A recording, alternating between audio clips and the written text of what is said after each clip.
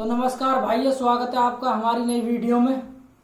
तो आज हम बताने चाहते हैं एक यूपी की एक ऐसी कहानी जो कि मीनाक्षी नाम की एक लड़की थी, उसके साथ हुई है। तो मीनाक्षी नाम की लड़की बताती है कि हम एक वीडियो बनाने के लिए, जो कि एक पुरानी वीडियो, पुराने ज़माने की वीडियो बनाने के लिए हम कुछ सामान देख रहे थे। तो हमारे जो गैल के लड़कियां थी, हम सबने गोल होकर सोचा कि कोई सामान लाए जाए ऐसे पुराने पुराने जिससे वीडियो बनाई जा सके। तो सब लोग गए अपने अपने घर के लिए। तो जाते जाते ही मीनाक्षी नाम की लड़की को एक प्लेट मिली। वो प्लेट ऐसी थी कुछ राजा महाराजाओं के टाइप की। तो उसने उसको देखा, उसने सोचा कि ये तो वीडियो बनाने के लिए बहुत काम आएगी और ये तो बहुत अच्छी प्लेट है और ये सजी धजी पड़ी है। तो उसके ऊपर कोई नींबू वीबू ये वगैरह भी रखे हुए थे, तो उसने वे तो फेंक दिए। और उसके बाद वो प्लेट ले गई घर के लिए। तो उन्होंने सोचा कि कल वीडियो बनाएंगे, डिसाइड हो गया। तो मीनाक्षी ने वो प्लेट जाकर अपनी रसोई में रख दी। रसोई में रखने के बाद हुआ क्या, उसके घर वाले उस दिन थे नहीं, वो अपने मामा के वहाँ गए हुए थे। तो मीनाक्षी घर पर अकेली थी। तो रात में मीनाक्षी कहती है, मैं सो रही थी और मुझको अलग अलग तरह की आवाज़ें आती हैं, जैसे कि प्लेट गिरना रसोई से, या फिर टंकी अपने आप चल जाना, और चूड़ियों की आवाज़, कई तरह की आवाज़ें आने लगती थी। मैंने सोचा घर पे कोई घुस तो नहीं आया, लेकिन मैंने तो कुंडी लगाई हुई थी प्रॉपर, घर पे कौन है। तो ये रात के कम से कम 1 या 2 बजे की बात होंगी।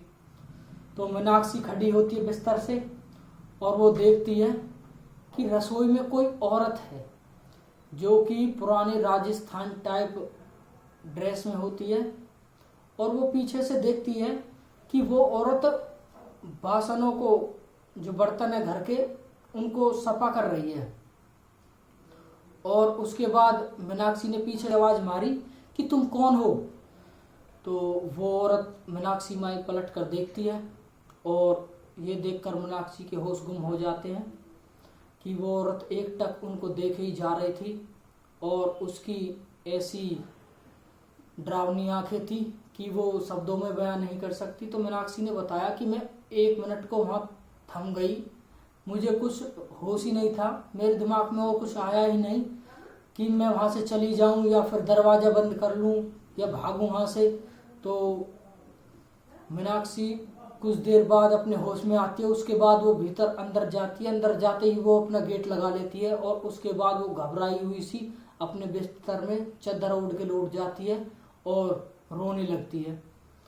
तो घनी देर हो जाती है उसको ऐसे ही डरे डरे।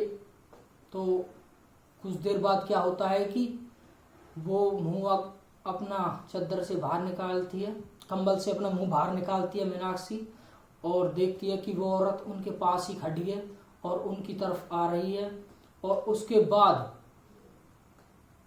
मीनाक्षी इतनी डर जाती है कि वो चिल्लाने लगती है और उसकी चिल्लाहट की आवाज़ सुनकर उसके आस पड़ोस में जो लोग हैं वो आते हैं और वो देखते हैं कि मीनाक्षी बेड पर रो रही है और कंबल ओढ़ रखा है उसने। उसके बाद गांव वाले कंबल हटाते हैं और मीनाक्षी से पूछते हैं क्या हुआ।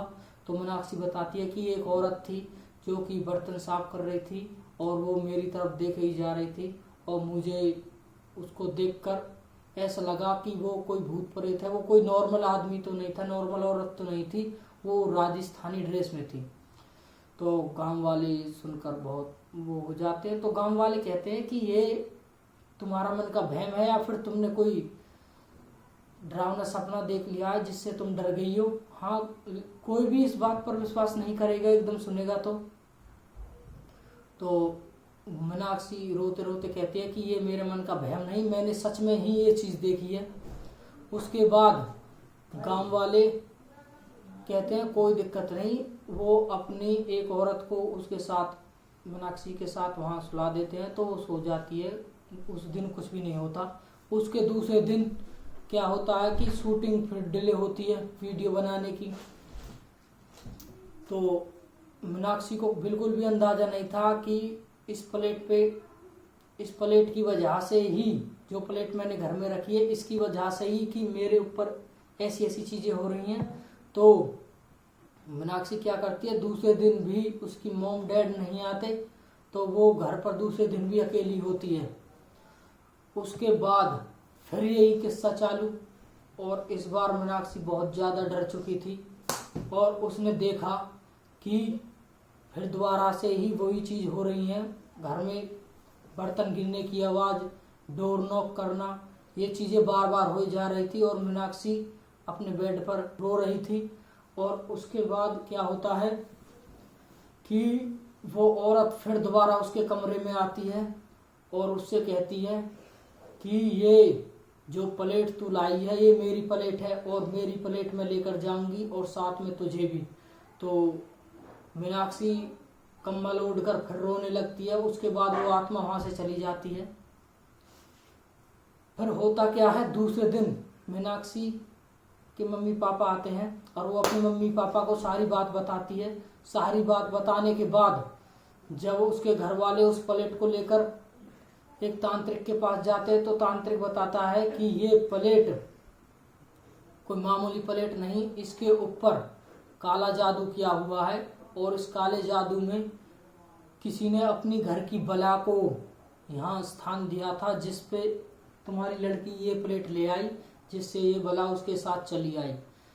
तो तांत्रिक वहाँ पूजा पाठ करते हैं। कुछ दिन ये पूजा पाठ चलती है, डेली बुलाते हैं 6-7 दिन तक। 6-7 दिन वो डेली जाते हैं। तो उसके साथ धीरे धीरे ये प्रक्रिया खत्म हो जाती है और वो प्लेट फिर दोबारा से ही उसी चौराहे पर रखी जाती है और उसके साथ नींबू वगैरह जो भी कुछ चीज़ें, ये चीज़ वहाँ रखी जाती है और इससे वो बला मीनाक्षी से दूर चली जाती है।